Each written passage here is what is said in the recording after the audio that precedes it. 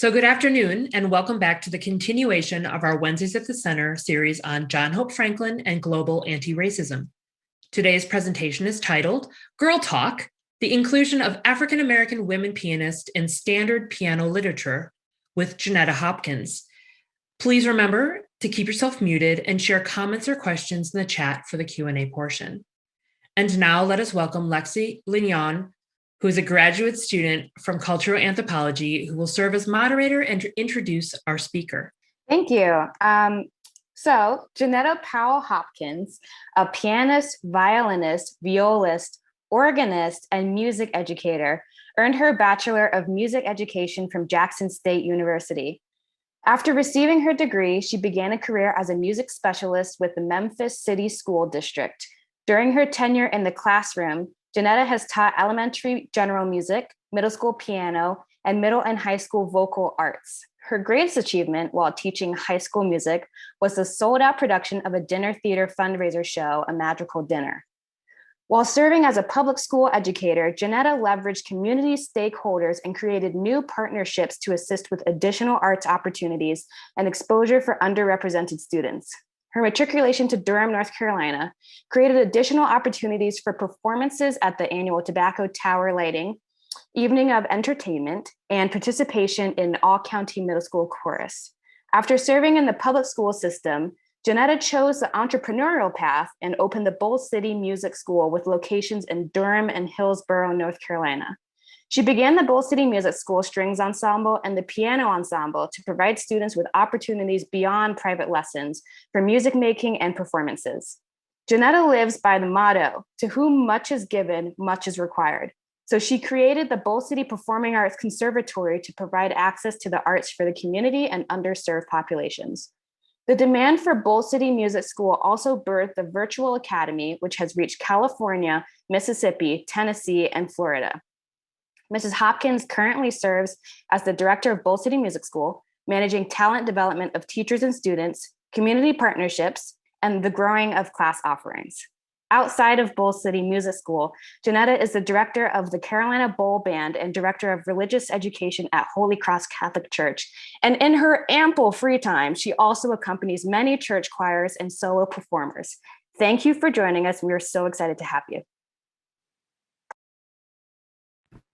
Thank you. I am so excited to be here and talk about a topic that has really shaped who I am as an educator, and what I hope to leave behind when I close my eyes. So I'm so thankful to be here. And one other thing I would like to add to my bio is I'm a mom on top of all of everything that I do. I do have children, and I have a husband and two amazing dogs. My English Bulldog, which is his name is Sir Duke Ellington, and my Yorkie Poo, Charlie Parker, is his name. So my dogs are named after musicians, and my wonderful children, Madison, Matthew, Christian, and my bonus daughter, Ashley. So a lot to keep me busy around here.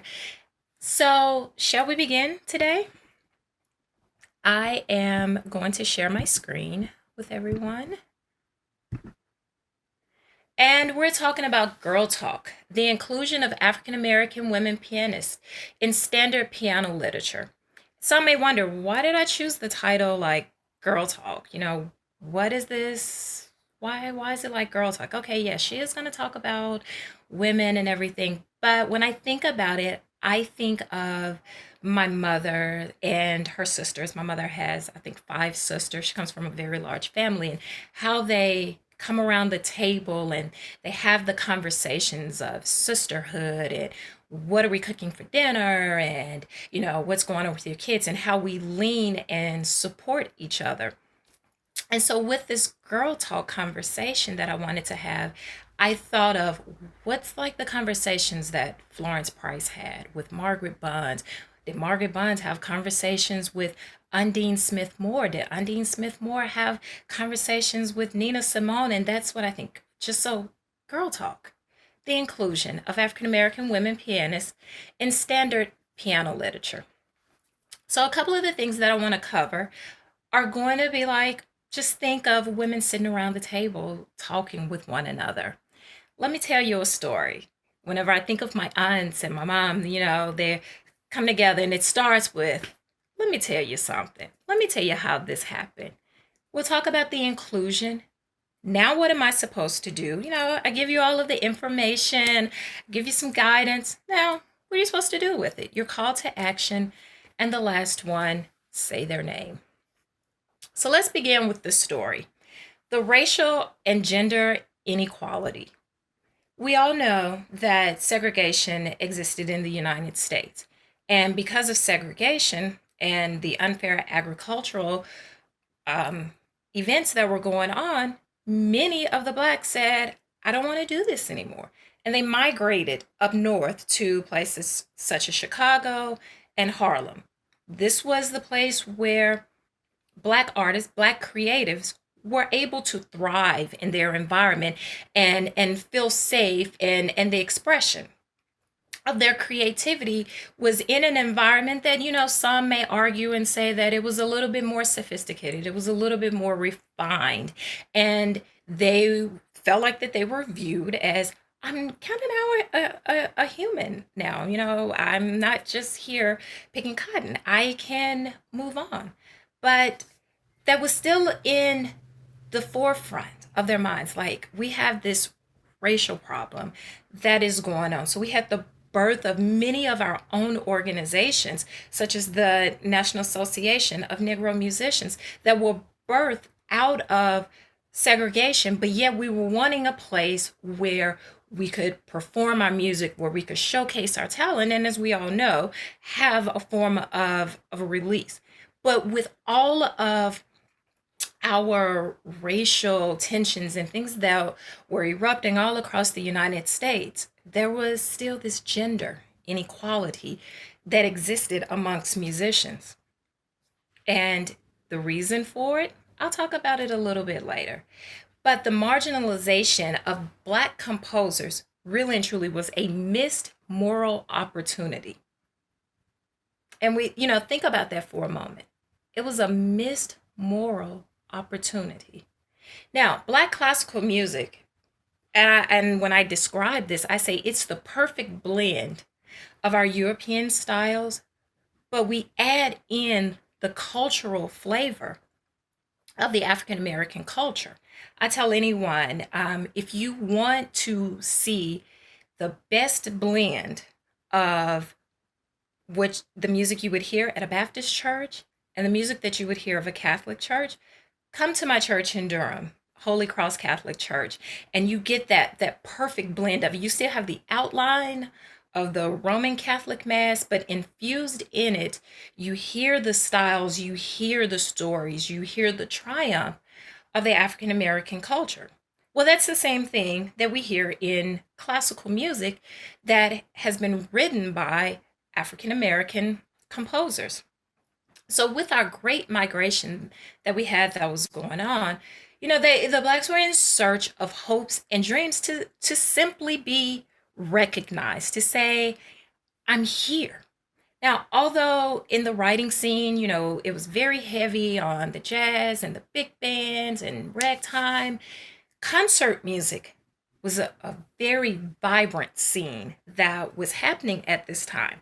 Now, this is where William Henry Hackney organized the first all color composers concerts. Amazing times. And behind this was the goal, and I'm going to read the quote, to exploit the creative talents of the Negro. Music known as American music has reached a high plane of development. A Negro can show he had a part in making and start an originality which will manifest. So when we think of African American composers and their work and their contribution, it is not something that we have in its own separate category, but yet is a part of the fabric of American music. So moving on, we say, okay, we understand here was the racial tensions that were going on, the gender inequalities that were existing, not as pronounced, but it was still there. It was still prevalent. And so we want to know, where were the women in classical music? Why did we not see them? Why did we not hear them? Here are all of the questions. Think like a 5-year-old. Why? Why? Why? Why? Well, one, we can go back far into classical music history, and we'll know that women typically wrote our art songs, which were performed in the smaller settings. Now, that doesn't mean that we were not writing music for the larger settings. Well, due to us having a small volume, or as we say now, a small catalog of work, we did not get to be seen on the much larger scene. And when I say of the much larger scene, in much of the larger musical world, because the field was so heavily dominated by men that, as they say, women were relegated to the smaller, cuter performances. Here you can have your art songs, but we had women by the name of Florence Price who was writing symphonies. Now, why is Florence Price significant? She's significant to this lecture because it's about the inclusion of African American women. Now, there were other women who wrote symphonies, but this talk is centered around the African American woman and the inclusion and the seat at the table. So we want to know, why illuminate the work of disenfranchised composers? Being a teacher, I tell everyone, I am your K through 12 teacher. Some adults have dubbed me the child whisperer, the arts whisperer, but that's my area, and spending time with kids and talking with them and understanding their thought process. So I want to share with you a quote from one of my advanced piano students about why we should illuminate the work of disenfranchised composers. Music is all about expressing the depth of emotion, whether it be tragedy or euphoria. It gives us the opportunity to understand and experience a sense of empathy unfelt before. Diverse music allows us this empathy and opens doorways to understanding and difference unmatched in the educational world. I'd much rather play to the successes and tragedies of someone unseen in the musical world than someone who was granted an easier path. And that comes from a 14-year-old who are already understanding why. So why illuminate this work? We go back to the quote that William Henry Hackney said in his organization of the All Color Composers Concert. What the goal was, well, it was to show the creative talents of the Negro. And we know that when he wrote this, in being politically correct, that African Americans were referred to as Negroes. So I'm not going to take out of context his words or change anything. But the Negro can show that he's had a part in making and starting the originality and showing that he's very much a part of the American music. That is why we have to illuminate this work of our disenfranchised composers. One of my other students said, I feel like music is one way that a lot of people feel emotion. And so when playing music written by a composer that is a part of a different culture than me, it helps me learn and connect with that culture in a way that I haven't been able to before. Last summer, I embarked upon planning a recital to do with my students. It was a lecture recital centered around the works of African American women and bringing the voices to the forefront.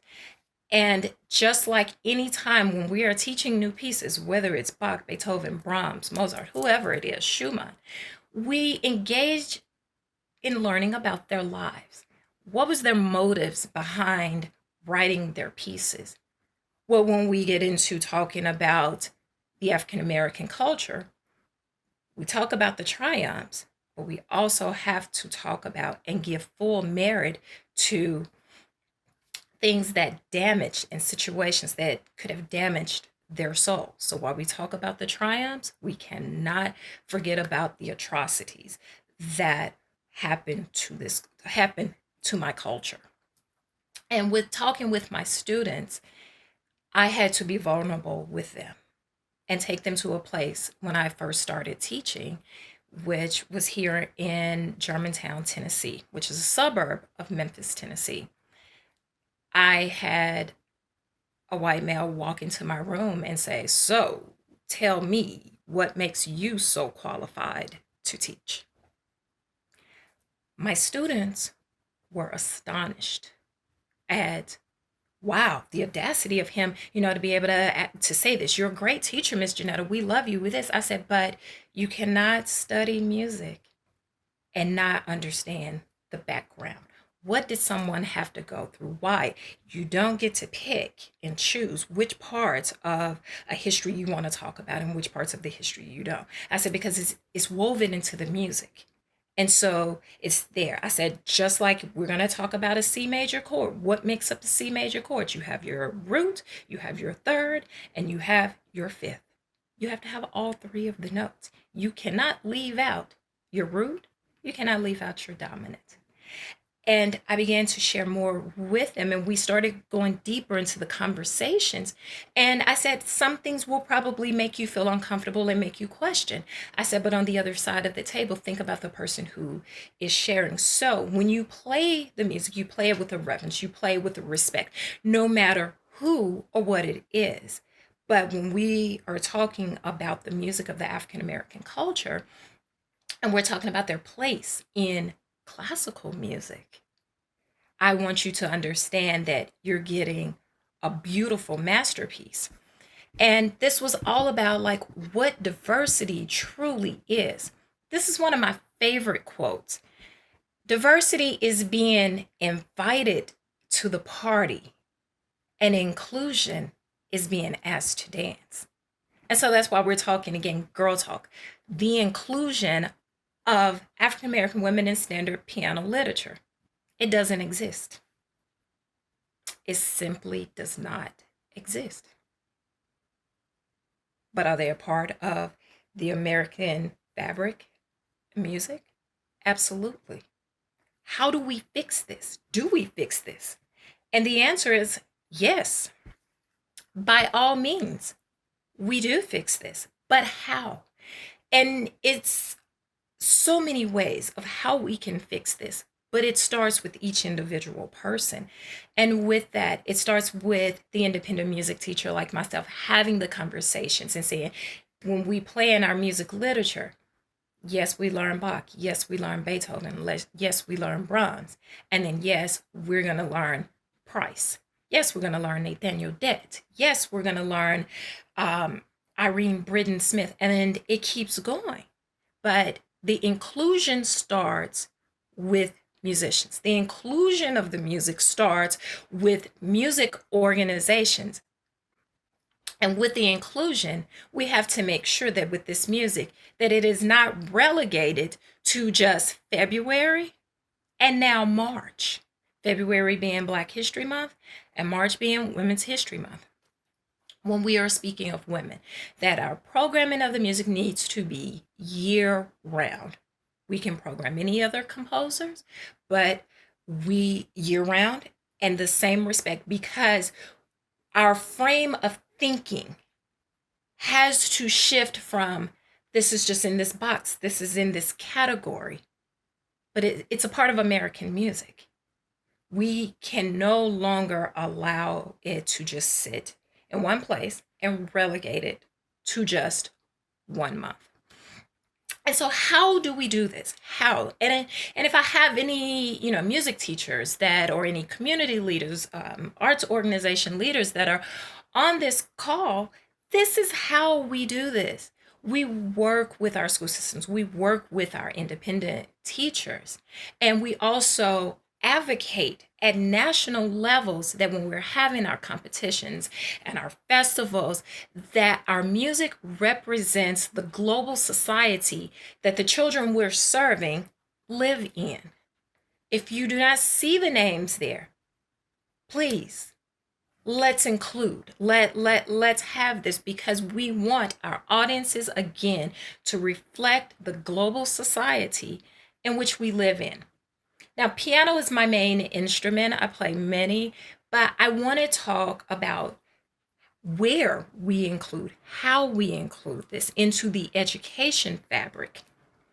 And many people think that the works of Florence Price and Nina Simone and Irene Britton Smith are so far advanced that we have to wait until a student is advanced to introduce the works to them. Well, in the terms of the Baptist church and the Baptist ministers that says, well, I stopped by here to tell you, that's not the case. Florence Price wrote music for her students, early, young beginner students. That is a great introduction for level 1 students up to about level 4. This is our level studies. We're getting them involved. We're showing young students what the face of classical music looks like, that it is not just a one-sided, dominated by European males. That's not the case. Not at all. When a student reaches about the intermediate, late level 4, level 5, level 6, the music of William Granstell, although not a woman, but it is noteworthy to include in the leveling system of introducing the works to students and letting them see that here is this great diverse world that we live in. And then once a student gets to the advanced level, many of the works, it just begins to, as we say, the floodgates begin to open up with literature that they can be exposed to. Florence Price has just written just many beautiful pieces for piano. Irene Britton Smith, you've got Margaret Bonds that has written pieces all at this advanced level. So the repertoire is there. We are no longer limited to back into the earlier part of my lecture when we talked about of women being marginalized and they were only, art songs and in the small arenas. That's not the case. So we now have the ability, we now have the channels, we now have the resources to say, no more. There will be the inclusion of these great works because the repertoire now exists. The repertoire is there. And so in moving to leave a global society for our children and so that all of our children can see themselves, we as the adults here have to do our part. In closing today with my lecture, I am going to share a part of my life and why I'm very adamant about the inclusion of African American women. I started playing piano when I was 5 years old, and I love Bach. I'm actually a Brahms lover. Brahms Rhapsody was on my senior piano recital. I love it, but I often question, do I have a place? Does anyone look like me? Did I write any music like this? And this was all throughout, my matriculation into school, wondering, well, if it doesn't exist, I guess it's got to be me. It wasn't until I began my freshman year of college at Jackson State University, a historically Black college and university, that I saw myself in this field. I saw myself represented, and being in a piano masterclass, I learned of Florence Price. And it was honestly a collective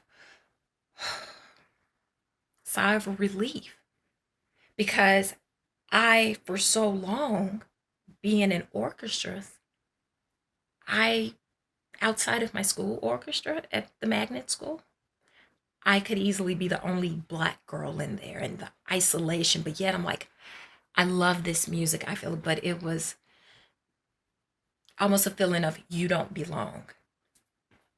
It is a new day, my friends. It is a new day where this music is American music. It is all of our music. And it must be shared, it must be taught, and it must be revered. And In saying this, I want everyone to join with me as we say their names. The inclusion of African American women into standard piano literature. Florence Price, Margaret Bonds, Undine Smith Moore, Valerie Capers, Mary Lou Williams, Phillipa Schuyler, Hazel Scott, Nina Simone, Amanda Aldridge, Dorothy Rudd Moore, Julia Perry, Zenobia Powell Perry. This list doesn't include all of the women, but this is a start for us to leave our world just a little bit better for the young musicians who are coming up behind us and that will carry on the torch. Thank you for coming, and I'm ready to answer any questions at this time.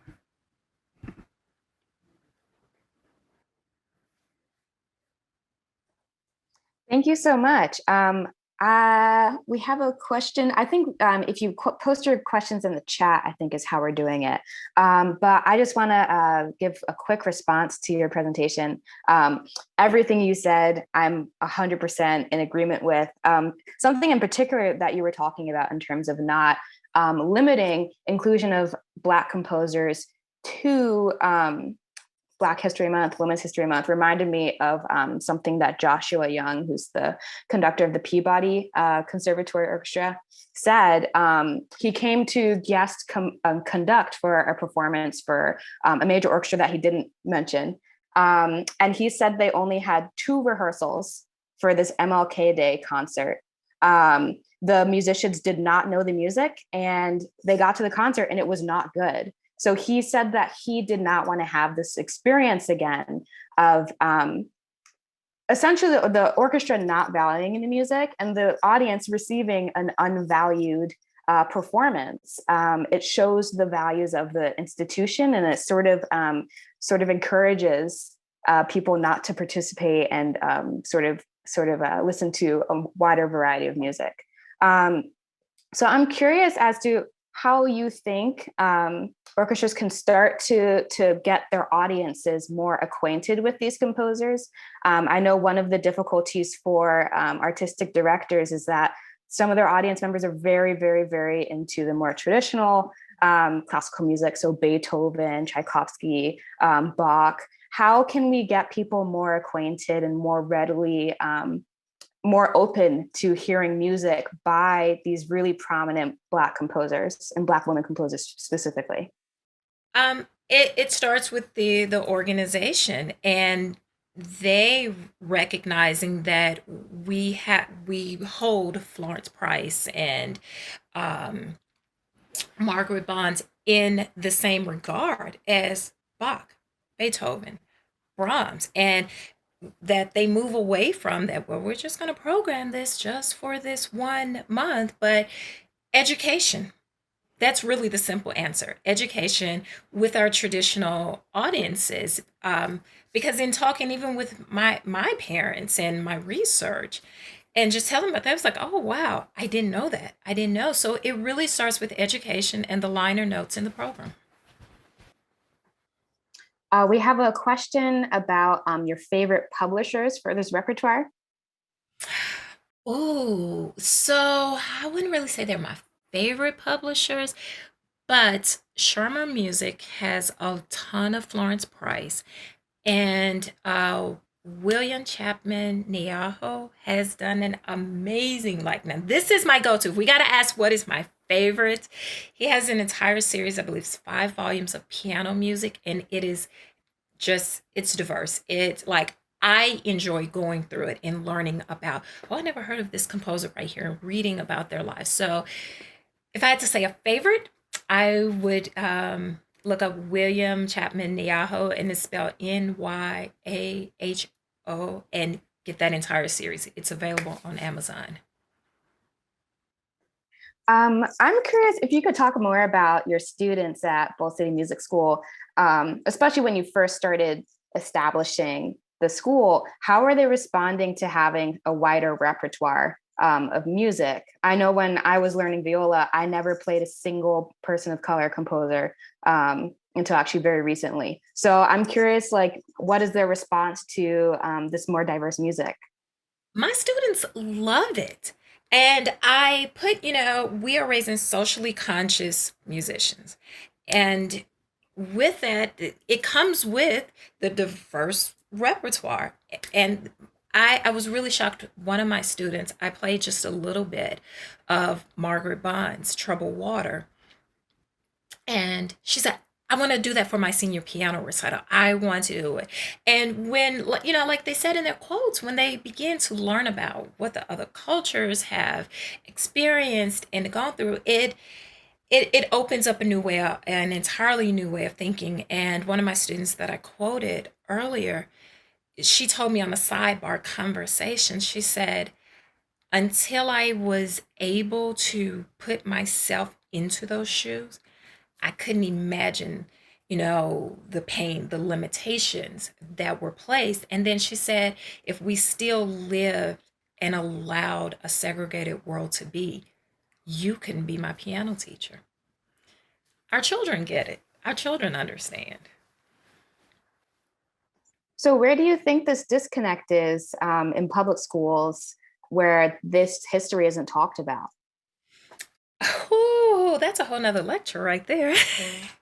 Well, that's another lecture. I really think that our disconnect happens in our K through 12 settings and even on the higher level, higher ed level, with our education. That's where it starts in our education system. And how have parents reacted? The parents of the students, not only to Black composers, but I looked on your website, and your staff is also very, very, very diverse. So how are they sort of taking this all in within the realm of classical music? They love it. They said this is why we send our kids to Bull City Music School. This is what we wanted because we want our children to see the real world, that it's not all white, it's not all black, it's not all one way or anything. And that's how we learn from each other. I have to say my parents come seeking the diversity. They come seeking, I want my granddaughter or my daughter to see that there is a Black woman who plays. And then for those who do not look like me, they say I want my children to see that yes, a woman can lead a business too, that a Black woman does play classical music, or it's so amazing that our families are open to, like, now this is the real world, this is what we want our kids to see and grow up in, and not just 1 month relegation. For those who aren't familiar with Florence Price, can you sort of describe maybe your favorite piece of hers? How does her music stand out in this huge canon? Ooh. So let's see. I say Florence Price is the absolute best representation, in my opinion, and this is just mine. She was the first time I saw myself represented, so there may be a little bit of bias towards her in my book. Well, let's see. One of her pieces that I just absolutely love is Summer Moon. One of my students is learning it. But I identify a lot with Florence Price, given that she's from Arkansas. I'm from Tennessee. And Dr. Raylinda Brown wrote before her passing. It's a beautiful book written about the life of Florence Price. And when you read the book, for me, when I was reading the book, I was able to see bits and pieces of my life and my growing up, in the South, and listening, around the table, my aunts and then more so aspects of my grandmother. Florence Price's life was middle class, middle upper class. Her father was a dentist, and they recognized the talent in their daughter and with her piano lessons. And she went on to the New England Conservatory. And some parts of the book say that she didn't actually put her race down, that she passed. And as we know, one of the things living in the South was the more fair complexion you were, more doors were open for you. So little nuances that I read throughout the book in her life just ring true with mine. So Summer Moon, Fantasy Negro is another one of her pieces that I I I love it. Yeah, she had affordances due to colorism that Nina Simone, for instance, didn't.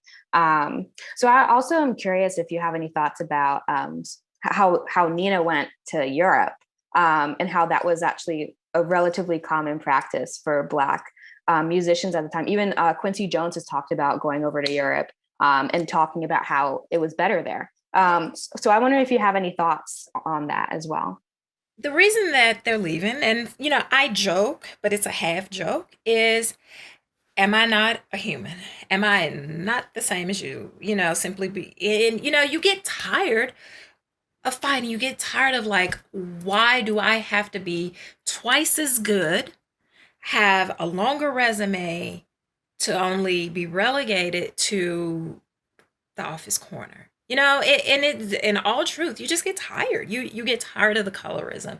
Like with Nina Simone, she was like, and she was a brilliant pianist. Not only was she able to play classical music, but she had the crossover into jazz. And it boils down to you get tired and you get tired of playing respectability politics. So Stevie Wonder is, supposed to be moving to Ghana. I'm wondering if you could talk more about how you particularly became interested in classical music. So did your parents play music in the house? Were your parents musicians? Are you the only musical one in the family? Yeah. So, on my father's side of the family is where the musicians are. My mother and father, no, my mother did not play a musical instrument at all, but she wanted a better opportunity for me. Now, my father comes from the musical family, as I said, and we go back as far as to my great grandmother with that generation. They were the first of our family generation freed slaves. And my great grandmother, Joy Horn, her brother, Roselle Claxton, they were both musicians. And my great grandmother taught my great uncle. And the significance of that is he went on to become a professional jazz pianist. He played here on the Memphis scene and left, went a little bit on the Kansas City scene, but he went up north. And of his greatest accomplishment, he was a part of the Great Migration, was he played with Pearl Bailey. And I remember being a little girl watching at the White House when Ronald Reagan was the president. I was like, here, you're going to sit here, you're going to watch there. And we called him Jack. That's the name, the family name for him, but his name was Roselle Claxton. And you're going to watch your uncle. This is going to be something big one day. And, being a little girl, I'm like, I'm just learning where middle C is and where D is. And now I'm glad that I stand on those shoulders of such greatness. I was fortunate to take lessons from my uncle when he moved from Chicago back to Memphis. And now I look through and I share with my students. I said, see, y'all, I'm not the only one that was talking about you got to count and turn the metronome on. And I'm able to show them bits and pieces of my history. So with that, it is in my family, and where I'm taking this from is in building legacy, is building the Claxton Powell Music Festival. It's a really important work. And before I go back to the chat, I'm wondering if any of your family wanted you to play jazz, considering how amazing your uncle was, or were they just encouraging you to do whatever you wanted to do? They did. They wanted me to, play it, and I could hear it, but I was just entrenched with classical music. I loved it. I loved the music of Beethoven, in which my uncle pushed it as well. But he was like, "Well, let me teach you, this line right here, and come here. You got to learn these chords." And I just had my love in classical music. I will say now I am trying to get a little bit into jazz piano, but my love is classical music. Mm. So we have a question. Is there any way we can encourage a more diverse group of composers to contribute to competitions, to this very large component in our music education in the US? Absolutely. It begins one, going back to my quote, we're asking to dance. And with that, we continuously show that we are genuine and we're being authentic with with our work and what we're doing, and just keep doing. Just don't show that, okay, well, I sent out an invitation one time and no one asked. We have to, and I say we because it is truly a collective effort, but we have to go to each other and get to know outside of our circles. I'm curious if you've gotten the opportunity to collaborate with any living composers, living Black women or people of color composers for any of your projects. Well, I haven't had a need to do any type of collaboration just yet, just yet. But one of my teachers on my staff is has her degree in composition, and I hope to give her a chance to really spread her wings and showcase her music, which is a part of the festival that I'm developing. It is to highlight and showcase underrepresented composers, whether living or deceased, but giving them that platform, because we have to build these platforms. We have to give these, and it's just like, during the migration when we had to go and build our own organizations. I say now we're still having to do that, but it's not because we're so segregated, but the opportunities are not given. So if you can, you help, you give, you do.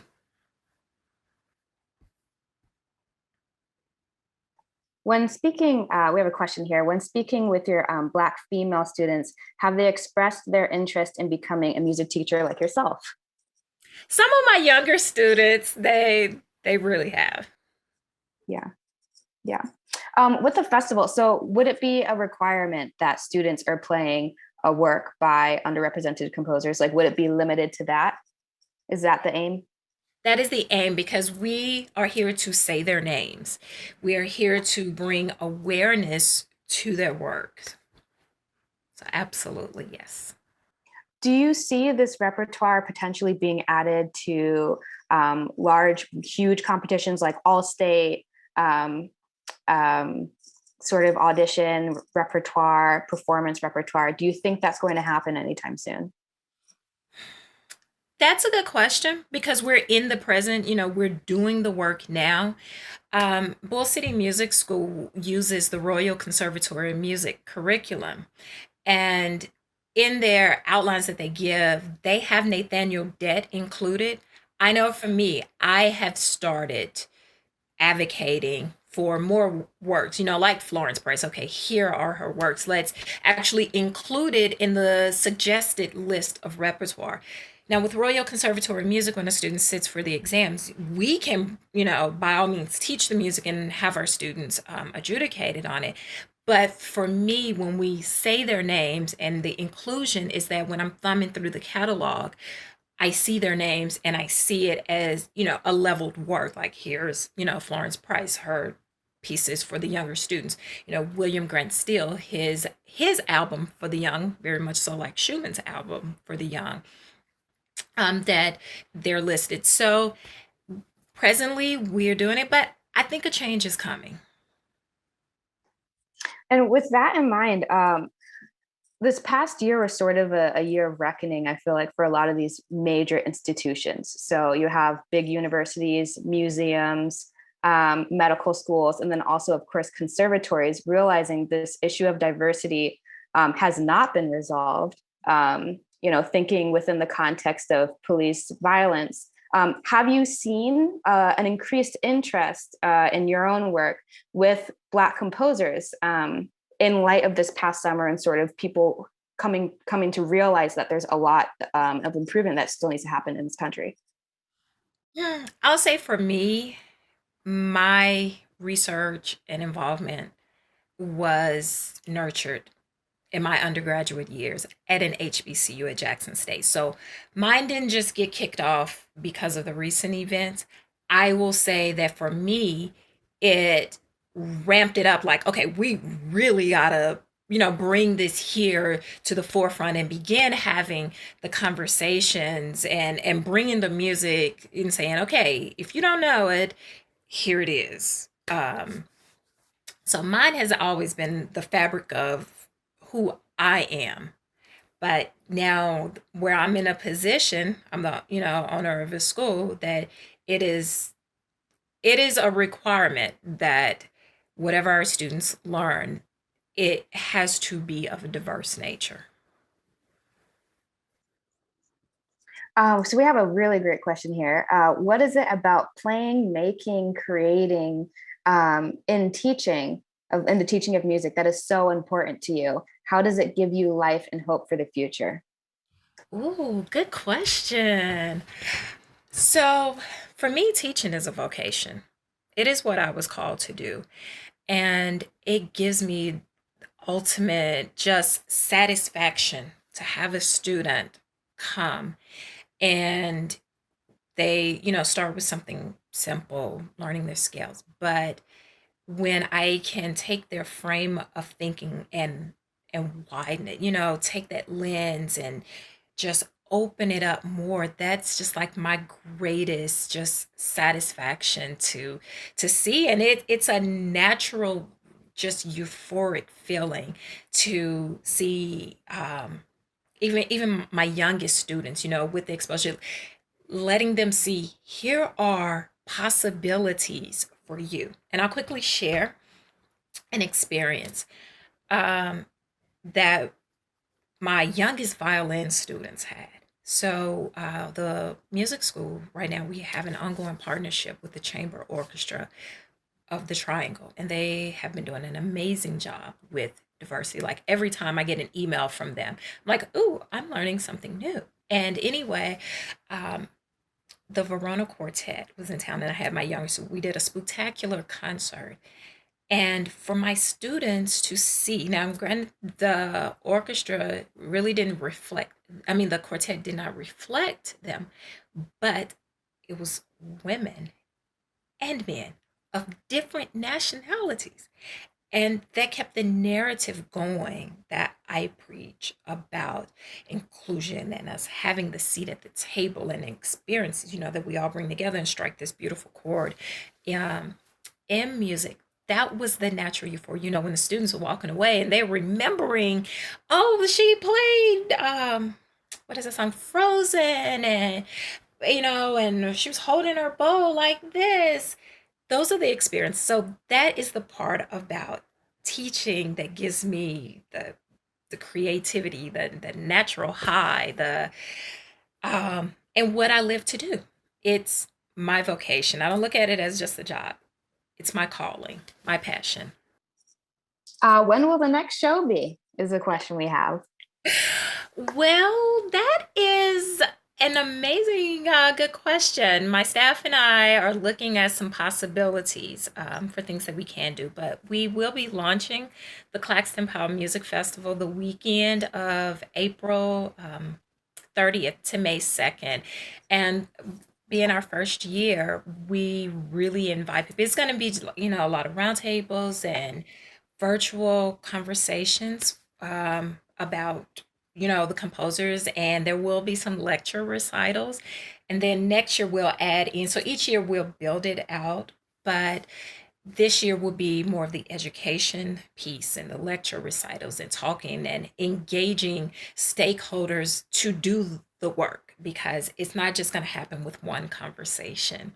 So anyone, wanting to be stakeholders and supporters and actively do the work of inclusion and making platforms and opening the door for younger composers to have their music played and to begin making a name for them, it's going to be the place to be. In Claxton Powell, Claxton being first generation of musicians in my family, Powell, that's my maiden name, representing the present. And I don't know when our recital is going to be with our students, but I guarantee if anyone, you get on our mailing list, bullcitymusicschool.com, you can find out when our recitals and things are going to be. Great. So thank you all for being here. Thank you for your incredible questions, and to Jeanetta and Lexi for the presentation and conversation. Luckily, Jeanetta has promised to come back and play for us once we're able to be in person again. Thank you to DUSIGS and the John Hope Franklin Center for sponsoring today's talk. Join us on March 17th for John Hope Franklin, Redefining the American Story, which will be a broadcast of Fulbright 75 as our Wednesday at the Center John Hope Franklin and Global Anti-Racism series continues. Thank you for being here.